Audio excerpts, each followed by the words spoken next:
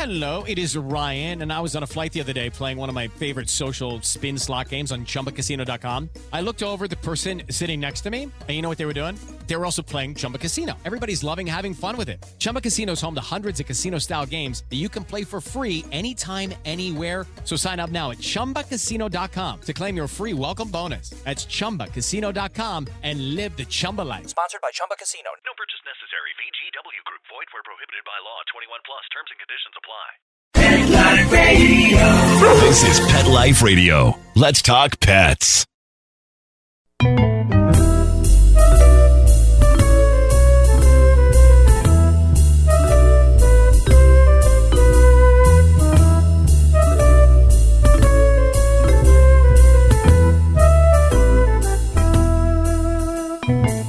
Hello, feline lovers. Welcome to Cattitude. I'm your show host, Michelle Fern. So guess what? It's kitten season. Actually, we're kind of in the middle of kitten season, so I'm a little late, but I have a guest with me today that's going to tell us all about kitten season and more. So stay tuned. We'll be right back. You know the expression, cats have 9 lives. Well, what if you can give them one more? The Give Them 10 movement is on a mission to help give cats an extra life. How? With spay and neuter. Spaying or neutering your cat helps them live a longer, healthier life. And it helps control free-roaming cat populations too. Learn more about the benefits of spay and neuter and meet Scooter, the neutered cat, at GiveThem10.org. That's GiveThem10.org. Let's Talk Pets on PetLifeRadio.com.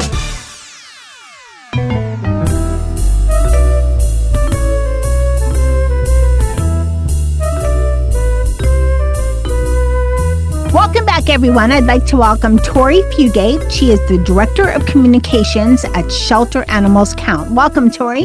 Thank you so much for having me today. I'm excited to be here. I'm very excited to have you. You know, kitten season is near and dear to my heart. 2 of my fur babes, my cats, are from kitten season, and just in that little rescue, I learned so much. But before we get into kitten season, can you tell us your background and tell us also what Shelter Animals Count is all about? Absolutely. So I am relatively new to the Shelter Animals Count team. And by relatively new, I've been here a little bit over 9 months, but I am not new to sheltering. So I worked for almost 13 years for the Kansas City, Missouri animal shelter. It's called Casey Pet Project.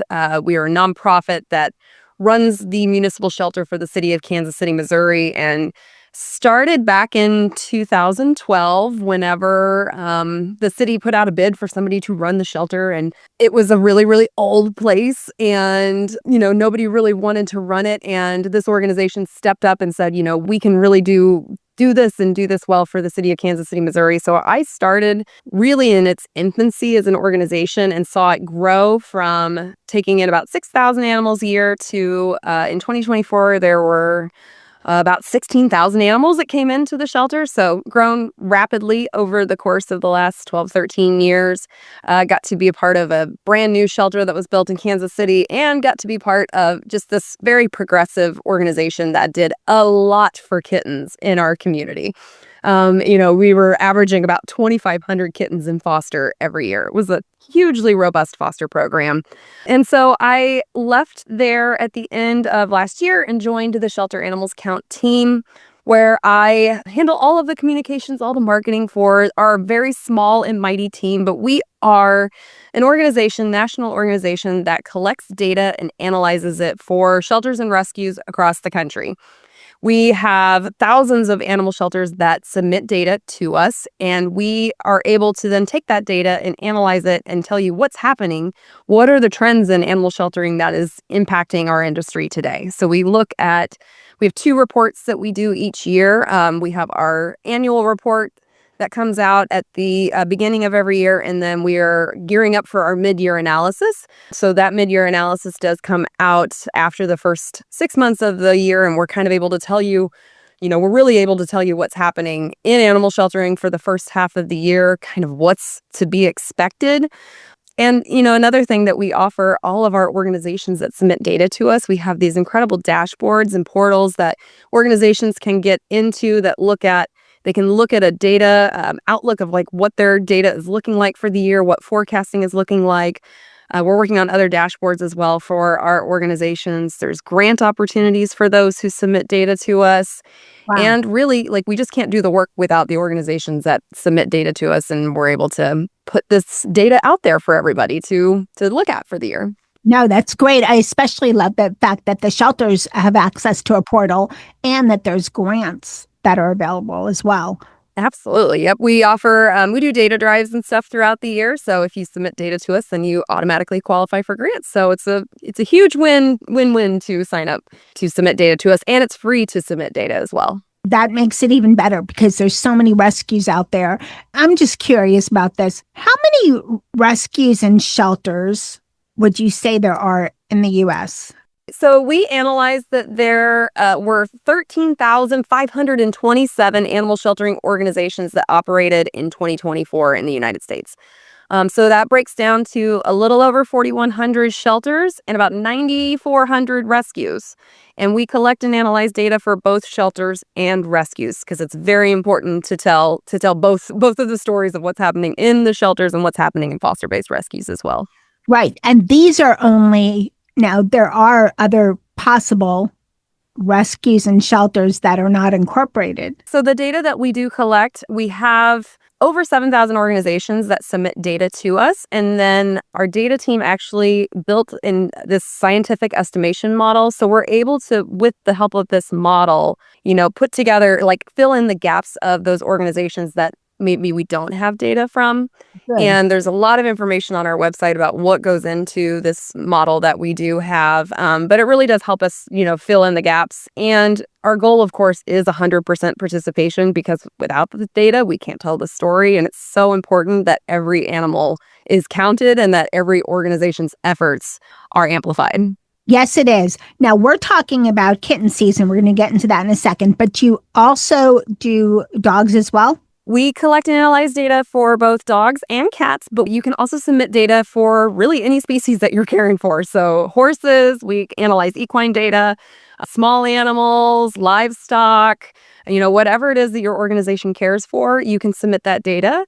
We also have our community services dashboard. So if you are an organization that provides services to the community, such as giving out pet food, supplies, maybe you're a low-cost veterinary clinic or you're offering medical services to the community, you can also submit that data through our community services dashboard. So that is another way that you can submit data to us. And it's really important to note that data as well, because we understand that shelters are really having to provide a lot more community services, such as giving out pet food and offering those low-cost services to the community or free services. So if you are an organization that provides any sort of support to your community, you can submit data through there as well. Okay, good to know. Let's talk about kitten season. So we're recording in July. So kitten season is really April through October. It is. Yeah, it's really interesting. So we have these automatic data transfers that we get from our shelters that submit data to us. So if you're an organization that is submitting data to us and you don't like manual data entry, if you use certain softwares, animal management softwares, you can sign up for what we call APIs for those automatic data transfers so that you don't have to submit that data manually anymore. It just comes to us automatically. And with that data, we've been able to really dive into what we call animal level data. So this is getting down into the nitty gritty with our data and looking at an animal's journey from intake through their outcome. Just in the information that you sent me, and I just read the basic report, it gets very detailed. Let's talk about kitten season. What is kitten season? Because some of the cat lovers listening know, and some are like, I've never heard of that before. Yes, kitten season is the time of year where we do start to see those underage kittens, typically under 8 weeks old, that are coming into the shelters to be cared for, coming into rescue groups. And that really ramps up. We see a huge spike in May. So when we look at it breaking down by region, we can see it's a little bit varied by region. But my goodness, when May hits, you just see this massive intake increase. And really that peaks around Memorial Day holiday is when we see the most cats coming in to shelters is around Memorial Day. A female cat, they can have kittens all year long, though, correct? Yes, they can. Definitely shelters that if you are in a shelter that experiences 4 seasons, if you're in a community that does have 4 seasons, you may not see as many kittens coming in. But I live in an area in Kansas City where we have very, very mild winters, and we would see kittens coming in all year round, but majority of them were coming in during those spring and summer months. Right. And I live in South Florida, Fort Lauderdale, so we have no seasons. Yeah. Friends, so all year long. You are going to see them the most. And in fact, when we look at the South Atlantic, that is the highest region that sees the most kittens coming in. Yes, but I was going to ask this question a little bit later, but I was surprised to see that the Pacific Northwest actually had the most kittens, correct? It looks like the majority of the South Atlantic had the most by region. So, and then the Pacific was very much up there. So the Pacific region, the South Atlantic region, and West South Central also. So any of those lower states in the United States, we're seeing majority of the kittens coming in. Okay. And why is it that everybody is just aware of kitten season, whether they don't work, say, my regular listeners, cat lovers, they love cats. They don't necessarily work in shelters. Some do, or rescues. But what's so important for people to know about kitten season? Oh, there's so many things really to know about kitten season. One, I think the shelters and rescues have done a really good job over the last 10 years or so of just informing the community how they can help kittens. And we can always strive to get the word out even more. So when kitten season is ramping up, people can use data like what we provide at Shelter Animals Count to really look at, okay, so this is the time of year that I can expect to see the most kittens coming in. So how can I get my community rallied around helping with getting all these kittens out of the shelter and eventually into new homes? So it's through fostering, asking for support through fostering, asking for donations. Kittens require a lot of very specific types of donations like warming blankets and discs and kitchen scales. I mean, there's so many interesting things that the community can help with and provide support for. Just volunteering. Maybe the kittens are coming in, volunteering to help clean kennels. Just there's so many ways that you can help. And so shelters and rescues always can really inform their community about how they can help move these kittens into new homes. What about the age of adoption? So the people that work at the shelters and rescue are pros. They can pretty much gauge the age of the kitten. Yes. The kittens that come in, there's so many great resources out there for aging kittens and how to wean them. If they come in without a mom, how to wean them into solid food. There's so many great resources out there for shelters and rescues to follow. And around 8 weeks is typically the time where we see kittens that are going into homes. They're at least 8 weeks old. My next question about how old. I know what you mean. One of my cats, Molly, her mom gave birth to her on my doorstep, along with 2 others. And kittens, they take a lot of work. And they were all healthy and fine. But then when they start moving around, that's a challenge. Yes, they become very active once they hit. What can we do? I had neighbors calling because where I live, there's raccoons in the back. So neighbors calling. I had to figure out a way to keep the raccoons and put non-toxic, of course. And I had a neighbor write me a letter saying somebody put something very smelly. There was something you could do with hot pepper and something else so it wasn't toxic to any animal, but it would keep the raccoons away. I had to put this smelly rag all over my property, and the neighbor called and said, "Who did that?" This, and it's like, "Sorry, hello, is me. I didn't want the raccoons to get the kittens, I always loved whenever we had kittens coming in the shelter, every day, multiple litters of kittens. We had so many families that fostered together. If it was really fun that we would see kids that were naming all of the kittens. They would have just the most ridiculous set of names, but they were always so cute. And I think really another good thing for people to understand is what kittens need to come into the shelters and what kittens perhaps are being cared for by a mom. And again, there's great resources out there. If kittens are being taken care of by a mom, then there's an alternate path that you can take to potentially not have those kittens come into the shelters. But for those of them that do need to come in and get that medical support and everything that they need, the shelters are great resources for that. Okay, we're going to talk more about that as soon as we come back. We'll be right back.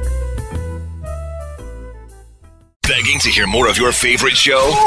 Full episodes of all our shows are available on demand. Go to PetLifeRadio.com to fetch our entire lineup of Possum Pet podcasts. Also, dig us up in iHeartRadio and iTunes. Let's talk pets. Live and on demand, only from Pet Life Radio.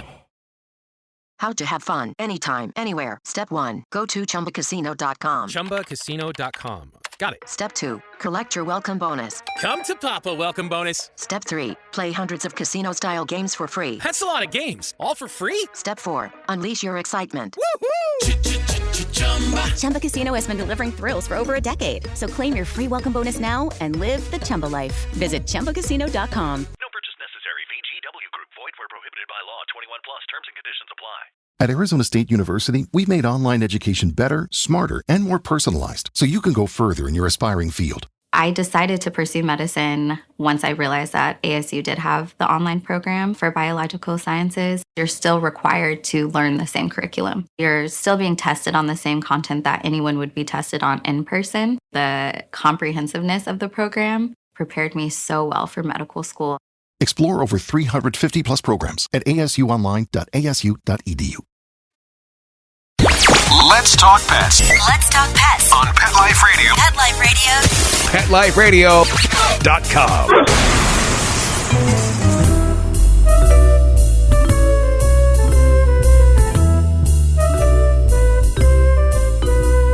Welcome back, everyone. We're talking to Tori Fugate. She is the Director of Communications at Shelter Animals Count, and we're talking about kitten season. We're talking right before the break about the age of kittens, because not everybody knows this. What is the highest population of kittens at risk? Well, definitely the most vulnerable population of kittens that are at risk are those under 4-week-old kittens and the 4 to 8-week-old kittens. So when we break down our non-live outcomes by age group, and we look at it in 2024, 35% of non-live outcomes, which means they had to be euthanized or died in care, were under 4 weeks old. So those kittens are incredibly vulnerable when they come in. And then again, those 4 to 8 weeks old was about 38% of all the non-live outcomes. And kittens and fostering kittens can sometimes be a heartbreaking situation. Like you can have kittens that maybe die in care or have to be euthanized, and they're very vulnerable population. And I think that it's so important, for shelters and rescues to be very transparent about, what could happen when people are fostering kittens. It can be one of the most rewarding experiences that you'll ever have in your life of taking care of kittens. But this is a very tiny and vulnerable population, and sometimes there is heartbreak associated with this. And I think it's just important to look at the data and understand that these are vulnerable populations, and then work towards how do we continue to strive towards those live outcomes. So we talked a little bit again before the break about the data and how it helps shelters. How can the data and helping shelters help the people that are just cat lovers that are listening? Does it help the cat lover to just know when to adopt kittens, or how they can support the shelters, or?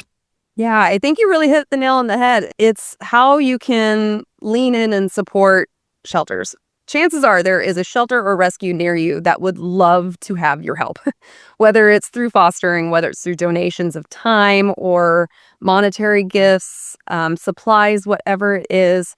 There are a lot of kittens out there still that do need support and help, and there are a lot of groups out there that would love to have that support. And when we look at this data, we can really look at, by region, by age group, whatever it is, we can look at it and say, okay, so in May, I know that the kittens are going to come in big time. And so I can really ramp up my efforts and help them by signing up to be a foster advanced of that. Or, maybe it's doing a supply drive, like a kitten shower. I love kitten showers. I think they're the cutest thing ever, like having a baby shower, but for kittens. Wow. where you just get with your group of friends and say, here's the wish list for this organization, bring supplies.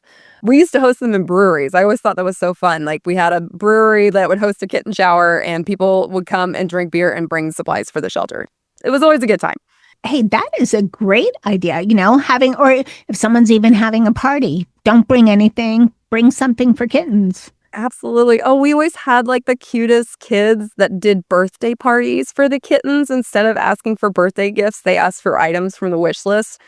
Like just the cutest thing ever and the best kids ever. It was just adorable. So there's so many ways to help. And really just looking at the data, you can really see that timeline of when most help is needed.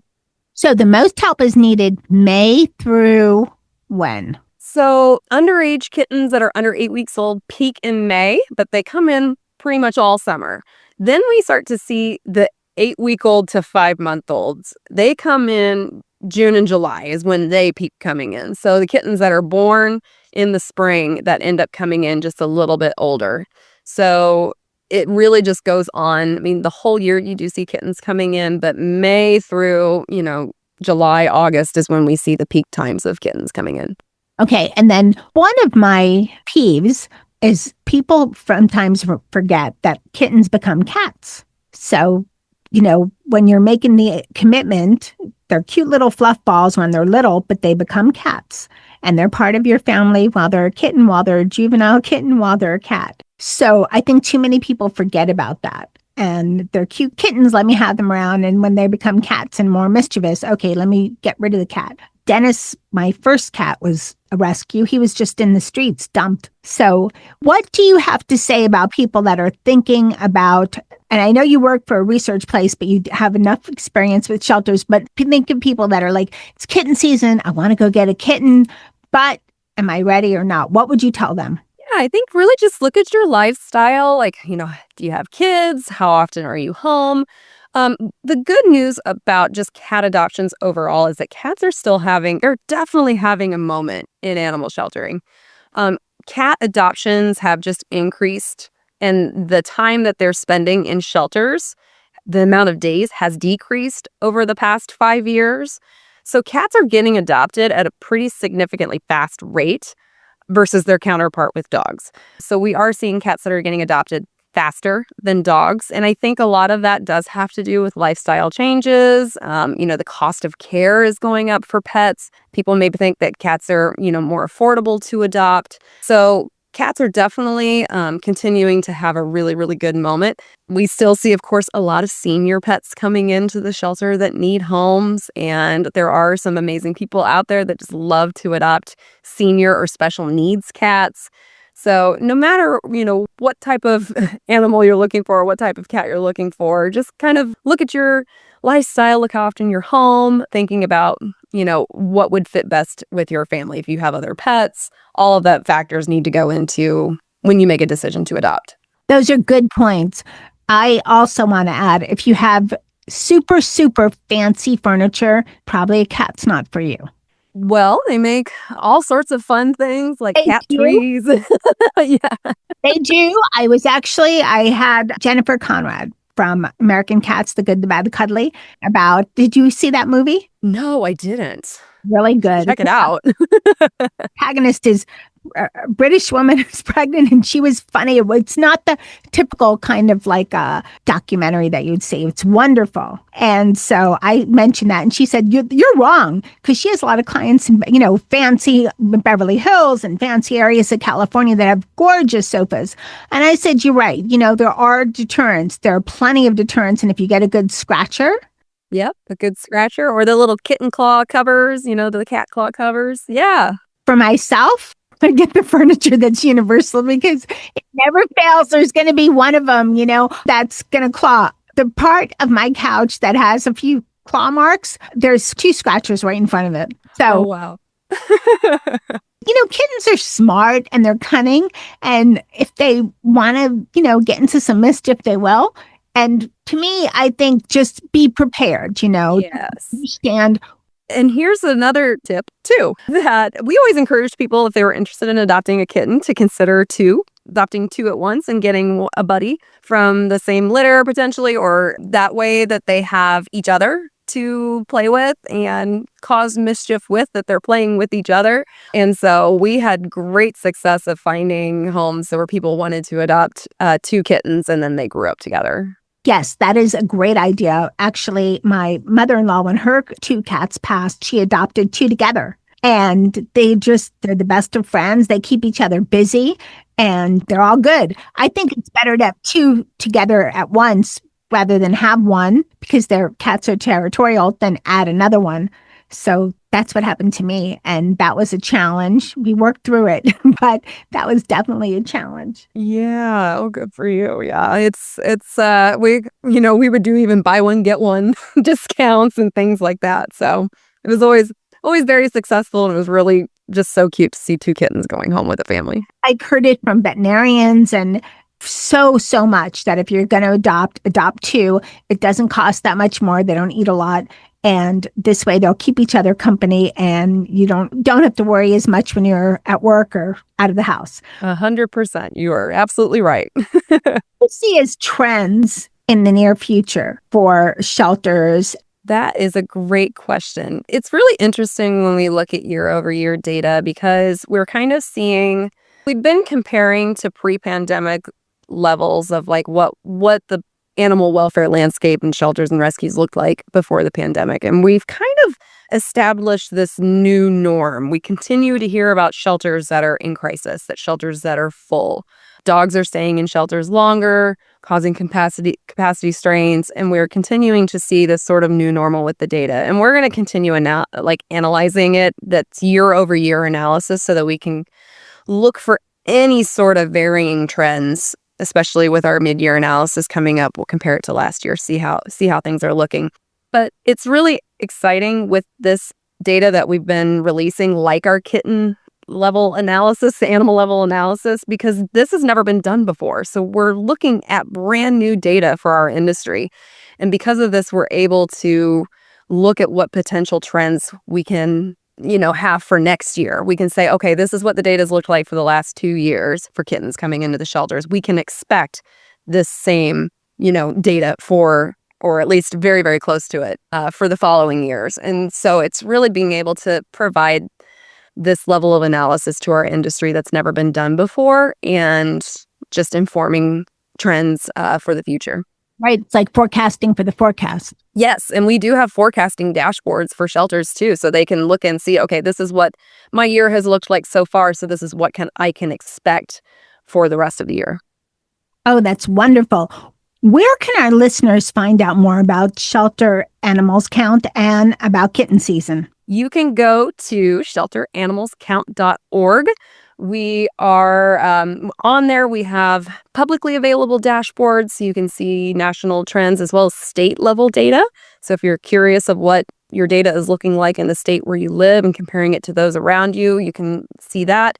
We also offer a lot of webinars and blog content that do feature information about data standardization, a lot of these deep dives into the analysis, such as the kitten data, and that's all on our blog. And so there's a lot of really exciting things that we have coming up for the rest of the year, as well as looking towards next year, and just offering more and more resources for our shelters, our rescues, and the animal welfare industry as a whole. Well, that's wonderful. Tori, thank you so much for all you do for the kittens and the cats. Yes, of course. Thank you so much. You can follow us on social media as well: Facebook, Instagram, LinkedIn, and Substack. Okay, thanks so much. I hope all of you enjoyed the show. I want to thank Tori Fugate, the Director of Communications for Shelter Animals Count, for coming on Cattitude. Thanks so much to my loyal listeners of Cattitude. I appreciate you so much. Thanks to my rescue cats, Dennis, Charlotte, and Molly, my wonderful cat crew. And of course, this show would not be the same without the magic of my producer, Mark Winter. Thank you so much, Mark, for all you do. And remember, lose the attitude, have Cattitude. Let's Talk Pets, every week on demand, only on PetLifeRadio.com.